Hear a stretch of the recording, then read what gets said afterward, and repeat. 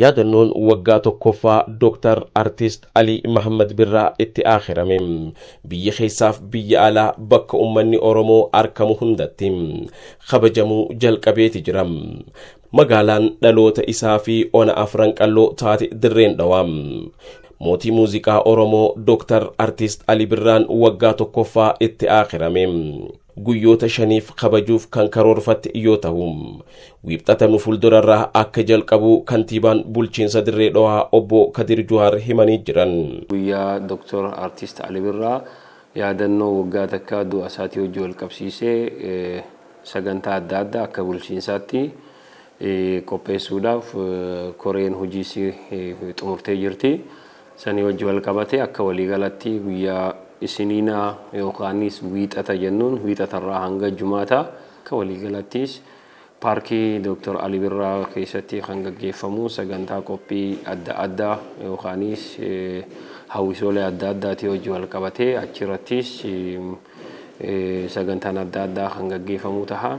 Kantiibaan bulchiinsa Dirree Dhawaa obbo Kadir Juhaar ibsa gaazexeessitootaaf laataniin akka mirkaneessanitti guyyaan yaadannoo waggaa tokkoffaa Dr. Artist Ali Muhammad Birraa itti aakhirame magaalaa dhaloota isaatii fi sirni awwaalcha isaa xumuraa itti gaggeeffame Dirree Dhawaatti yoo kabajamu qabiyyeewwan garagaraatiin yoo ta'u akka isa madaaluutti qopheessuudhaaf hal dureen barbaachisaan xumuruu ifoomsuudhaan keessattuu sagantaa kana keessatti marii paanaalii konsertii muuziqaa fi imala lafoo dabalatee sagantaaleen adda addaa hammatamuu tarreessanii jiran.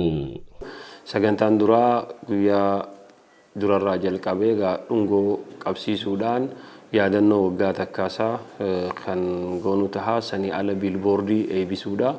Biilboordii irraa ara akkasumatti illee miilaan deemuun laga Haaris laga Harree kan jiru akka waliigalatti artistoonni adda addaa asirratti hirmaachuudhaan miidheegsanii waggaa tokkoffaasaa kabachisiisuu hojii wal qabatee kan gaggeeffamu ta'a.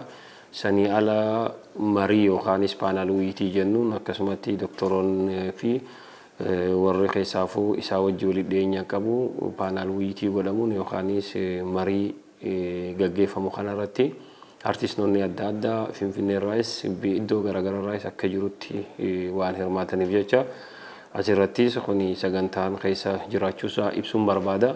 Sanii ala immoo akkasumatti Dr. Artist Ali Birraan siyaasaa qofaa miti yookaanis jaalalaa fi sirbi adda addaa kana qofa otoo hin ta'in sirba ispoortiitii wajjinis wal qabatee yaadannoo isa yaadachuudhaan sagantaa kubbaa miilaa dorgommii ispoortiitii jira hooggansa magaalaatii fi akkasumatti illee kilabii afran qallootii wajjin ispoortiin kan gaggeeffamu ta'a.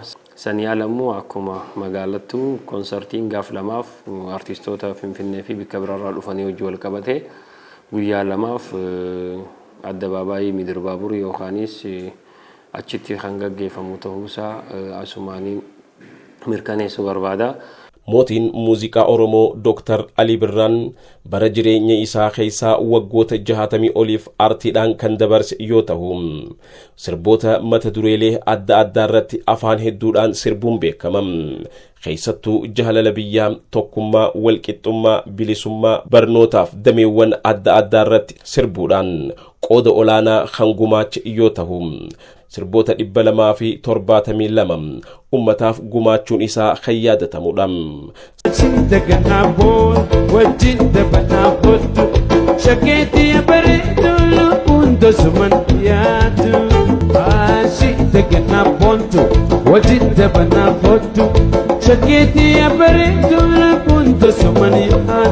Sagantaa yaadannoo waggaa tokkoffaa Dr. Ali Birraa Dirree Dhawaatti gaggeeffamu irratti hawaasni Dirree Dhawaa marti akka hirmaatuuf kantiibaan bulchiinsa Dirree Dhawaa afeerraa taasisanii jiran.